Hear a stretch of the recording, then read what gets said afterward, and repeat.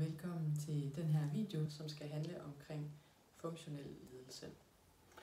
Funktionel lidelse bliver nogle gange også omtalt som medicinsk uforklarede symptomer, eller komplekse symptomer, eller kropslig stresstilstand, eller sådan for nogle år tilbage somatoform lidelse. Så det vil sige, den samme sådan sygdomsgruppe, symptomgruppe, har altså mange forskellige navne. Derfor kan det også nogle gange være lidt svært for både behandlere og også mennesker med en funktionel lidelse faktisk at finde ud af, hvad der er i vejen, og hvor kan jeg bedst få hjælp.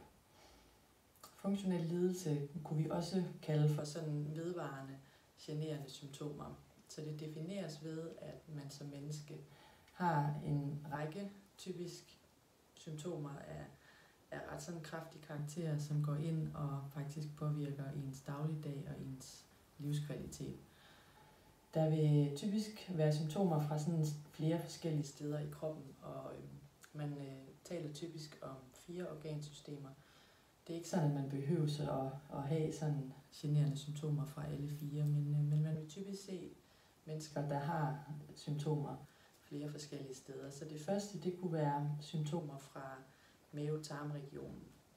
At man for eksempel har ondt i maven, at man har tendens til oppustethed, diarré, løse afføringer, sådan en kvalmefornemmelse.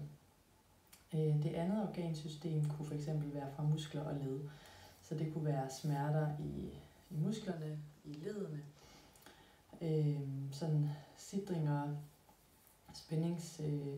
sådan anspændthed, spændingsfornemmelser, og også typisk nogle smerter, der flytter sig fra sted til sted.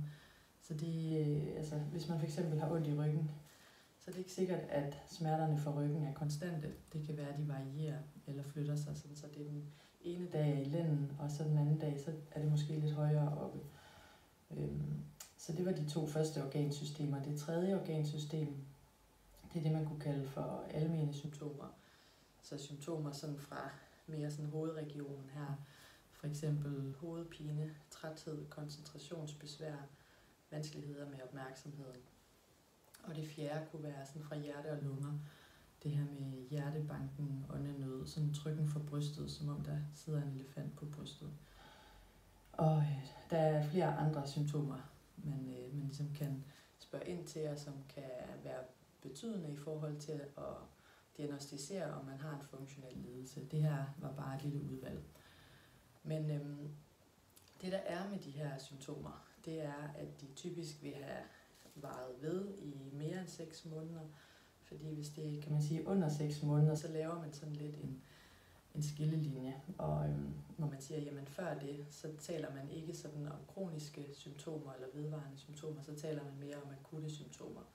Så det vil sige, der kunne man for eksempel have en forventning om, at symptomerne ville bedres naturligt.